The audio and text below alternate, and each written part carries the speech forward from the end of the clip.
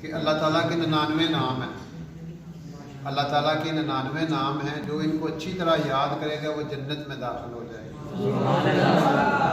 तो ये कोई मुश्किल काम नहीं है। अगर आप बैठ जाएं, एक 30-35 मिनट में आप 99 नेम्स याद कर सकते हैं। हम कितना टाइम है जो वेस्ट करते हैं, जो पंजाबी ना धी दे काम ना पुत्र दे काम, ना दुनिया का फ़ायदा ना दीन का फ़ायदा।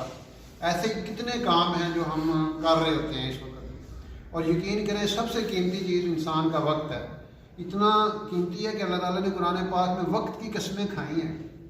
हमेशा इंसान कीमती चीज़ की कसम खाता है।